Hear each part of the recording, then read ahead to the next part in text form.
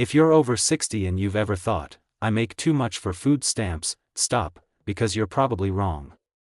Right now, roughly 3 out of every 5 older Americans who qualify for SNAP are not signed up for it. That's close to 5 million seniors leaving grocery money on the table every single month, money that's already set aside for them. And the number one reason they miss out is a myth about income that I'm going to shatter in the next 60 seconds. Because here's the truth the headlines never explain: the income limit for seniors is not what you think it is, and the rules for people over 60 are completely different, and far more generous, than the rules for everyone else. So stay with me, because I'm going to give you the real 2026 income limit, the deductions that let even higher earners qualify, and exactly how to claim it. Let's get right to the number. Here's the game changer. For most people, SNAP checks 2 things: your gross income and your net income. But if you or anyone in your household is 60 or older, you skip the gross income test entirely. Gone. You only have to pass the net income test, that's your income after deductions. And that one difference is why so many seniors qualify without realizing it.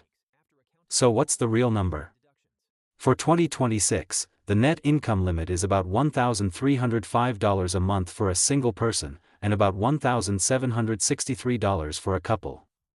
But, and this is the part that changes everything, that's your income after deductions are subtracted. Which means your actual paycheck or Social Security check can be quite a bit higher than that, and you can still qualify, because we're about to knock big chunks off of it. Let me show you exactly how that works with a real-world example, because this is where most people count themselves out by mistake. Picture a woman we'll call Margaret. She's 72, lives alone, and gets $1,900 a month from Social Security. She always assumed she made way too much for any help. $1,900 is over that limit, right? So she never even applied. But watch what actually happens when SNAP runs her numbers. First, because she's over 60, her Social Security doesn't have to pass that gross test at all. Then the deductions start. She gets a standard deduction of about $200 right off the top. She pays out of pocket for her prescriptions and her Medicare premium, and seniors can deduct medical costs above $35 a month, so another $250 comes off. Her rent and utilities eat up most of her check, and seniors get an uncapped shelter deduction. There goes several hundred more. By the time SNAP is done, Margaret's countable income has dropped below the limit, and she qualifies for monthly benefits she'd been missing for years. That's not a loophole. That's how the program is designed to work for seniors. And Margaret is not unusual, she's typical. If this is already opening your eyes, do me one quick favor: tap subscribe, because I break down these benefits in plain English so you never leave your own money behind. Okay, let's talk about those deductions in detail, because they're your secret weapon. This is the heart of why seniors qualify for more than they expect. The first big one is the medical expense deduction. If you're 60 or older, you can deduct your out-of-pocket medical costs above $35 a month, and that covers a lot. Prescriptions, doctor and dental visits, your Medicare premiums, medical equipment, even the cost of transportation to your appointments. For most seniors, that adds up fast, and every dollar of it lowers your countable income and raises your benefit. The second is the shelter deduction. For most households, there's a cap on how much of your rent and utilities you can deduct. But for seniors, that cap is completely removed. If your housing and utility costs eat up most of your fixed income, and for a lot of older folks, they do, that entire excess works in your favor. Between these 2 deductions alone, a senior with what looks like too much income on paper can easily land under the limit. This is exactly why you should never disqualify yourself in your head. Let the state run the real math. Now let me kill the second myth that stops people, the one about savings. A lot of seniors think, I have some money in the bank, so I won't qualify. Let's clear that up. For households with someone 60 or older, the asset limit is $4,500 in countable resources, higher than for everyone else. And here's what does not count against you: your home, one vehicle, and your retirement accounts are all excluded. So owning your house or having an IRA doesn't knock you out. And it gets better.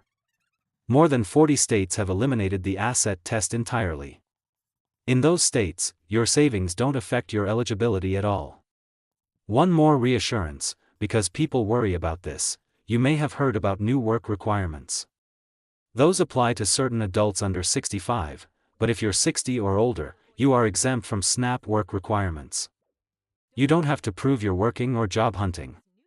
So the two biggest fears, too much income, too much savings, are usually not the barriers people assume. Now, the question you're really asking, how much would you actually get, and how do you apply? Let's talk dollars. The maximum benefit for a single senior in 2026 is around $300 a month, and the minimum for a one- or two-person household is about $24. Now, I know someone's thinking, $24, is that even worth it? Yes, because that's the floor. Most seniors qualify for more, and even the minimum is nearly $300 a year of free groceries you're entitled to. It also often opens the door to other help, like discounts on utilities and internet. Here's how to apply, and it's easier than you think. You apply through your state's SNAP office, search your state's name plus SNAP application. Many states have a program built just for seniors, sometimes called the Elderly Simplified Application, with a shorter form and less paperwork. If getting to an office is hard, you can name a trusted family member or friend as an authorized representative to apply and even shop for you. And if your income is very low, you may get expedited benefits within 7 days. When you apply, bring proof of your income, your rent and utility bills, and, this is important, records of all your medical expenses, because those are what unlock the bigger benefit.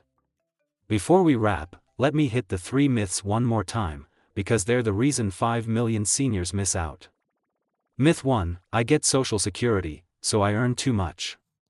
False, you skip the gross income test, and deductions lower your countable income far below your check.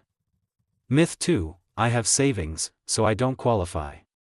False, the limit is higher for seniors, your home and retirement don't count, and most states drop the asset test. And myth 3, the quiet one, someone needs it more than me. Let me be clear, this benefit is funded for you. Using it doesn't take a single dollar from anyone else. You paid into this system your whole working life. Claiming it is not charity, it's yours. So here's your action plan. 1. If you're over 60, you skip the gross income test. The real number that matters is your income after deductions. 2. The net limit is around $1,300 a month for one person, $1,763 for a couple, but medical and housing deductions can pull a much bigger income under that line. 3. Your home, car, and retirement don't count against you, and seniors are exempt from work rules. And 4. Apply through your state, ask about the Senior Simplified Application, and bring your medical expenses. The single most valuable thing you can do today, do not decide for yourself that you don't qualify. Apply, and let the state run the numbers. There's no penalty for trying, and it could mean groceries covered every month.